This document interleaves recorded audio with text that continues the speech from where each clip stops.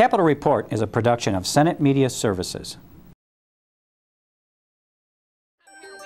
Protests, press conferences, and polarization. Effects of the government shutdown continue to surface. We explore a few in Capitol Report.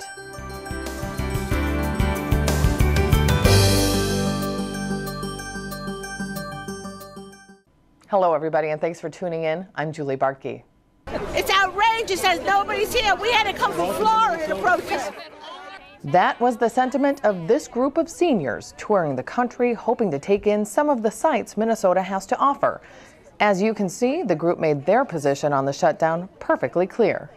The governor began the week by backing off of his income tax increase, offering instead any increase in revenue to help soften cuts and bridge the budget gap that continues to polarize the discussions. Well, I mentioned the expanding the sales tax, broadening the base, and also lowering the rate. That's something that's been proposed by people and raising the tax on both alcohol and cigarettes. As last week I proposed raising on cigarettes. So they're, whatever the possibilities are that they're willing to consider are ones that I still prefer the income tax, but if that's not possible, then I'm willing to look for other sources of revenue. I'm going to hold out for a fair budget for the people of Minnesota. I wouldn't have started down this path if I weren't willing to do it, because I think there's so much at stake for the people whose lives depend upon these services. If somebody doesn't get their personal care attendant for the time that they need that person, I mean, that's a crisis in the life of that person. And you multiply that by the thousands and thousands of Minnesotans who depend upon these essential services. I think the people of Minnesota overwhelmingly want us to compromise. I think they want us to get this resolved.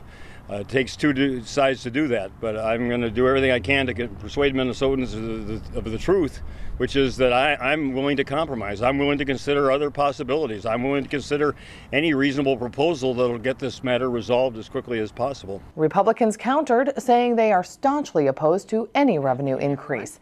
They contend it is not necessary, and their budget spends 6% more than the last budget. The governor continues to believe that the discussion needs to be about where the revenue comes from and how much. There's no compromise in the area that we're concerned about, and that's about reining in spending and reforming the way we are spending. Those were discussions that we got very close to in the June 29th and June 30th discussions with the governor, and since then he's gone backwards, and it's all about who we're taxing and what's that rate of taxation. We have to have the discussion on what are you spending the money on, and how does that differ from what we're doing, and in what way is it more sustainable going forward?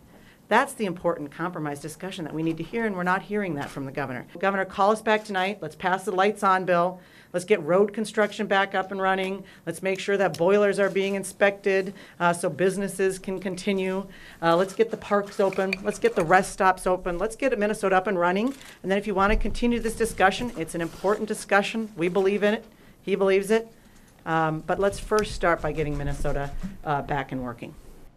Various state agencies and programs are affected by this shutdown to various degrees. The Secretary of State's office is one that was deemed critical by Judge Kathleen Gearin. Now, here to discuss how this impacts Minnesotans, we have Secretary of State Mark Ritchie. Thank you so much for joining us today. Thank you so much for inviting me. First, let's get right to that question. How is your office so far impacted by this shutdown? Well, I want to clarify one point. Judge Gearin didn't rule that our office was critical or crucial. It ruled that what we provide is a constitutional right of the citizens of Minnesota, and that right cannot be taken away because the legislature is mad at us or has some other feeling. Judge Gearin's ruling was that what we do is a right of the citizens, and therefore the legislature cannot violate the right of Minnesota citizens by shutting us down. Now, a number of legislators are challenging that. They're in court. They're trying to take away that right, but it wasn't ruled that we were critical. It was ruled that we are a right of the citizens, and that's why we're open. But why we are a right of the citizens is because what we do is so crucial to the central functioning of our state's democratic system and our state's economic system. We do everything from making sure that our elections can function smoothly, and those elections are taking place all the time. We're right in the middle of absentee voting for our primary elections and coming up for our general elections. We have special elections that are going on. So this is one of the things that we provide all of the time. And second, we are the central place for many services that citizens rely on for their business functioning, filing a new business, farmers who are trying to sell corn and soybean, companies that are trying to purchase new equipment for manufacturing or for transportation. We are the central place for those services. We also provide some services that are somewhat unique and unusual, but are part of the constitutional right of the citizens. For example, when a parent, couple, a family is attempting to adopt from another country, and Minnesota is a national center, and many of our families are adoptive families, are part of that process, you have to have a certification, an authentication, sometimes it's called an apostille, from our office.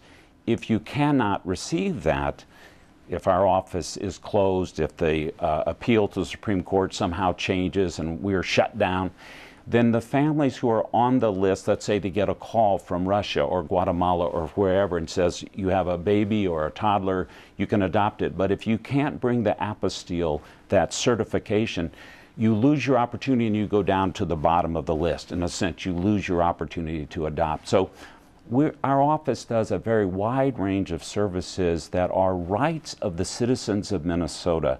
And the efforts by some legislators to sort of deny those rights has been rejected first by Judge Guerin, but now it's being further appealed. And so the disruption to Minnesota's farm economy, the disruption to Minnesota's business economy, the disruption to the lives of families trying to adopt, those are what are at stake with this attempt to shut down our office. And let's talk a bit more about that. You did bring up the constitutionality of your office, and thank you for that clarification. Senator Limmer and about a half a dozen GOP officials are receiving a hearing soon from the state Supreme Court, as you mentioned, asking to limit state spending to an area that falls under a very narrow purview. As a manager, in essence, of your office, how concerned are you, first of all, with this hearing, and how do you manage knowing that this is something that's coming up? I approach this as a citizen. I'm a citizen, and I've run for office, but I'm a citizen. And so, I'm very concerned that people are attempting to take away constitutional rights of citizens. There are some who think voting is a privilege, not a right, and I'm concerned about people attempting to take away the right to vote. In this instance, the services that we provide to Minnesota businesses and Minnesota's families are a right. So as a citizen, I'm concerned. I want the Supreme Court to affirm the lower court's ruling that these are rights. But as a manager, I'm thoughtful about this because I spend much of my time speaking to the businesses who use our office. 60,000 new businesses are created each year. About 500,000 businesses use our office for various things. Sometimes it's a simple filing. Sometimes it's a very important registration of a loan or a lien that gives them the ability to double check and to market their corn, their soybeans, whatever is the product that is involved in that filing. So as a citizen, but also as someone with day-to-day contact with the people who use their right and the services provided under that right by our office, I'm aware of the disruption. In fact, one of the things that I'm concerned about is that I think that our office has been able to communicate to the broader business community and the community at large that we're open and that we're providing the services that they're guaranteed. However, I don't think they know that there are attempts to stop the providing of those services, to basically take away that constitutional right. And so we're trying to make sure that people know that there could be, I think in the request to the court, the request is for sort of a 7-day sort of grace period and then close everything. The only exception I think listed is salary for the constitutional officer. So essentially throw everyone else out, stop providing services to businesses, to adoptive parents.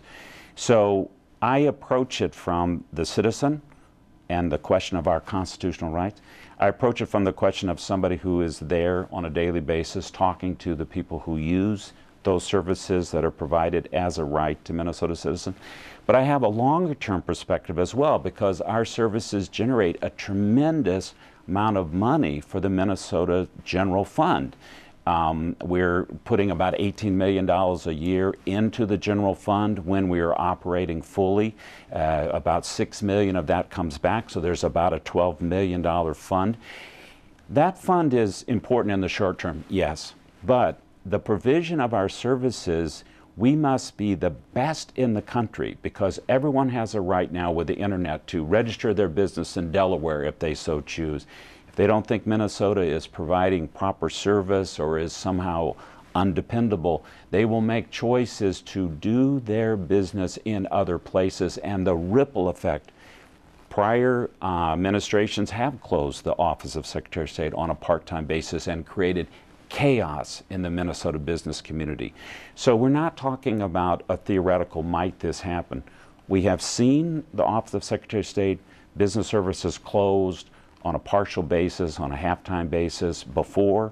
We have seen the chaos and how companies have moved their decision-making and their center of gravity to other states as a result, and the loss of all the economic activity that has come to the state because of that disruption. We know exactly what happened. So it's a constitutional matter as a citizen. It's a matter of service to our businesses, our families, our election officials, but long-term, it's a devastating possibility if the attempt to close our office completely as a result. On a short-term basis, we lose the money going into the general fund.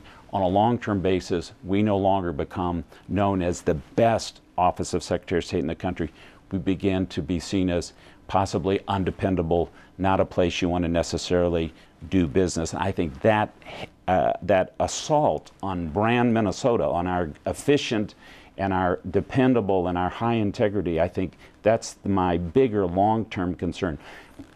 I will pass off the face of the earth, and I want this state to be stronger at that time than it is even now. I want it to be even more developed. I want our brand to be deeper and highly respected, and I think that attempt to close our office and shut us down would be a big assault on our brand, our reputation long-term.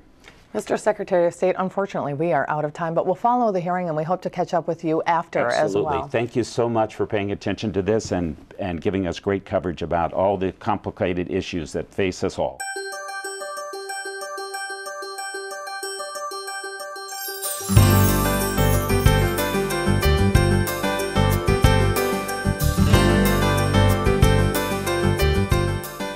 As you just heard, this group of Republican lawmakers learned this week that the state Supreme Court will allow for a hearing on the constitutionality of a judge deeming which government functions are critical. They contend spending during the shutdown should be allotted based on federal mandates, state law, and the state's constitution, and that no other entity has the authority to make those decisions. I believe we will win this decision. It's clear in the Constitution whose authority it is to create budgets. It's also clear the limitations of the authority of the governor and the attorney general. It's not in the best interests of the people of Minnesota to allow the governor or the AG's office to seek power far beyond their constitutional authority. We are bringing this lawsuit forward again because, we simply cannot have this government shutdown issue continually come up without the Supreme Court having ruled on the constitutionality of these issues. And I really believe this is a very, very important constitutional issue that must be resolved in the state of Minnesota.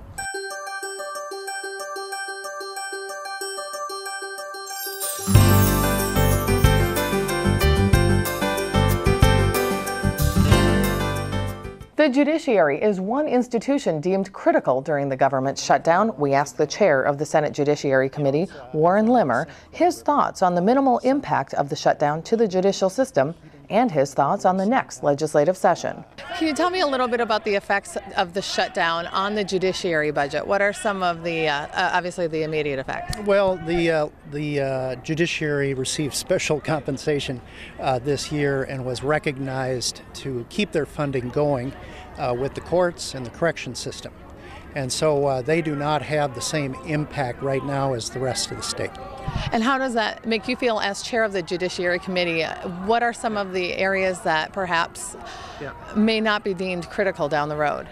Many people believe, and it's clearly stated in the Constitution, the judicial system is a mandated system and service that must be kept open in the state of Minnesota. And so as chairman of the Judiciary Committee, I'm greatly relieved that at least the courts are not closed down. The courts are the very instrument that protects our civil liberties, gives people, even in this crowd, the opportunity to speak their piece without any condemnation by government. And it's vitally important that we keep the courts open and functioning. And of course, the Corrections Department is an instrument that carries out the orders of the court in criminal matters. And so it's vitally important that they have an adequate budget that continues no matter what. Looking into the next legislative session, what do you anticipate with the revenues that we think will be coming in? Well, it looks right now that we're getting a little gain on our revenue stream. The economy is slowly improving. It's not going to be making, great, tremendous strides in one big fell swoop. I think the lessons learned from this session are probably that we should all calm down a little bit, realize how critical the economy is to the aspect of raising money for our government. And we do have a lot of services that the people rely on. Some people may say that those services are too far and have gone too deep. We continue to look at the budgets to see if it's an adequate funding. Are we spending too much? I think that's critical. But at the same time, I think the lessons learned is next year it won't be a full budget year. It'll be more supplemental.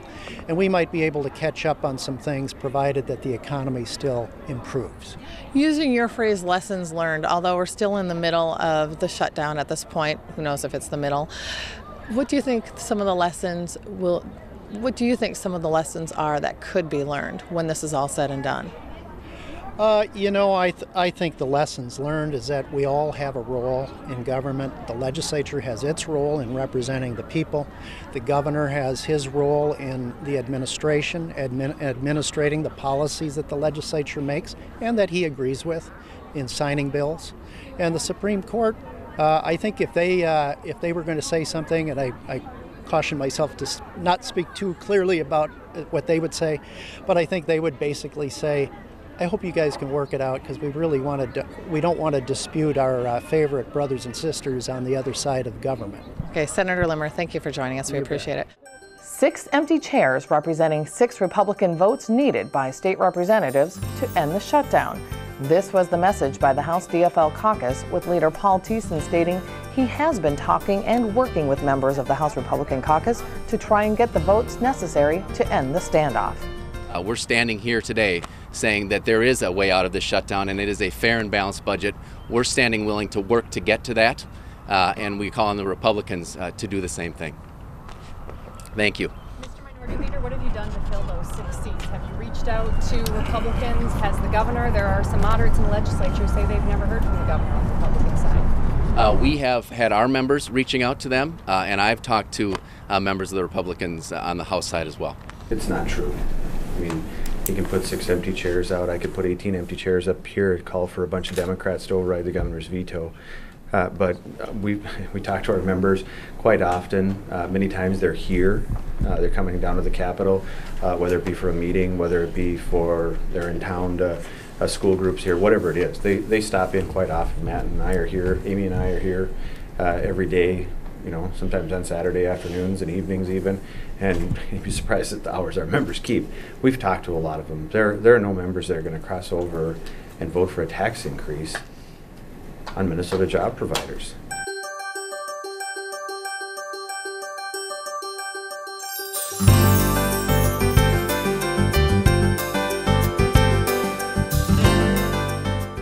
Canterbury Park is one of thousands of businesses essentially shut down. These lawmakers, racing enthusiasts, and advocates asked that the legislature and the governor end the shutdown and put more than 1,000 people back to work instead of stalling race day activities. It's one example of the ripple effects filtering through the state. Representative Beard and I today sent out a letter to Governor Dayton, Speaker Zellers, and Senator Koch, and we had two important messages for them. First of all, we want to save this racing season.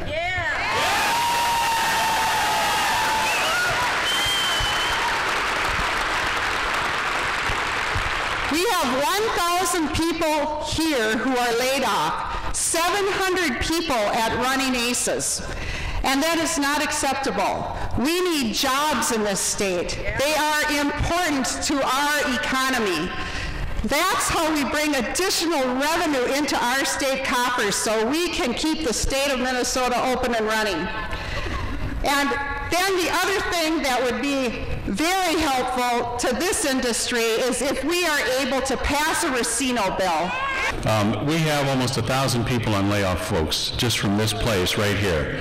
Beyond that, however, is the billion-dollar industry, according to the University of Minnesota, that supports the horse racing infrastructure in this state. They are the infrastructure that make this place possible. These are small business people. These are the salt of the earth. We're proud to be Minnesotans. These are proud Minnesotans, and we need to continue to support that industry, as Senator Robling has just mentioned. We caught up with Senator Claire Robling, who is also the chair of the Senate Finance Committee, following that press conference. She gave her insight on the budget bills passed by the legislature and on what she's hearing from constituents. Senator Claire Robling, first of all, thanks for joining us today. Thank you. I want to ask you to begin. As the chair of the Senate Finance Committee, you're essentially the watchdog of state spending bills, and at the beginning of session you stated, I believe the people of Minnesota want and deserve thoughtful and common sense leadership in the Senate Finance Committee. I will strive to deliver that. In your opinion, did you? Well, Julie, we certainly did strive to deliver that, and our first goal was to try and put together budgets that allowed us to live within our means, and we did deliver on that. We did give the governor all of those bills. They were balanced budget bills. They didn't require new revenue, and they did allow us to live within our means. Were we happy when we got additional revenue in the February forecast? Personally, I was happy because it meant our economy was ticking upward. There was more revenue coming in under current tax rates. We weren't raising any tax rates, and quite frankly, I saw some struggles ahead if we had to go with the original $6.2 billion deficit and how we would fulfill funding needs for some of our programs. That extra revenue that came in allowed us to actually add additional funding for programs in health and human services. $600 million of additional funding over the current biennium for health and human services, over $350 million more in K-12 education. And I thought that was good and necessary at the time. And we are not just spending what we've always spent in those areas. We set them as priorities, and we are providing more funding for them. And so I think we did do a good job with them. So as you went down the checklist of some of the things in the bills, what are some of the things you hope and are optimistic can be included if and when there's a global agreement? Well, I keep thinking about how we're going to come to some agreement. It certainly has been a long journey. We have people with very different opinions, and it's been difficult. As we look ahead, and I feel bad that the governor does not want to talk about policy in the budget discussions, because policy and reform is very important to stopping the escalation of our budgets in the future. We need to talk about how we can slow the growth of government. And there are things that are being seriously considered, and in fact, the Commissioner of Health and Human Services and the chairs of that committee have actually gotten to some agreement on what some of those reforms might be. In education, we're looking at some additional forms. I think that reform can really matter, and it has to be included. It's as important in some of those areas as money. So you're here at Canterbury, and you've been stressing the people and the business who have been affected by this shutdown. What are you hearing from your constituents, and how has what you've been hearing escalated, if it has, the longer the shutdown goes on? Well, Julie, Today I came out and they asked me to address the employees before the press conference. I almost couldn't talk. I felt so bad that I was facing all these hundreds of people that are unemployed because we have not finished our job. And when I ran for government, when I ran for office, it was because I wanted to improve people's lives. And this shutdown is not improving people's lives. And I don't necessarily mean improving people's lives by giving them a handout. And some people need a handout, and that's okay. The temporary help is necessary. But we want to give them opportunity to take care of themselves, and we have taken that opportunity away from these people. They are private sector employees. We have public sector employees that are in the same boat. I don't feel good about that either. You know, some people think all of us Republicans hate public employees. I don't. I mean, I don't think anybody does, but they think that we don't think they're valuable. I think they're valuable. I think all of these people are valuable, and they need the opportunity to earn their living, to live their lives. And so I hear from them, and I am saddened. And I want this over. Are their voices getting more escalated, or how would you characterize what you're hearing the longer this shutdown continues? I am hearing more and more people saying we need to compromise. At first, it was a very mixed bag, and it was hold the line, and half of them were saying that, and half of them were saying get it done, compromise. But lately, I think that people are seeing the effect that this is having on our economy, and it is going to get serious. And we have a lot of businesses besides Canterbury. They were the first ones that were shut down. The Racing Commission said, we're going to shut down, you have to shut down too. And then all of the construction jobs. Now it's going to be the bars and restaurants that don't have anything to sell. We're going to have insurance people who are no longer licensed because they can't get their licenses renewed. We can't have that kind of impact on our fragile Minnesota economy. It is not good. We are struggling to get out of this recession. We have to prevent that from getting any worse, and we have to end the shutdown. Okay, Senator Robling, thanks for joining us today. We certainly appreciate it. Thank you.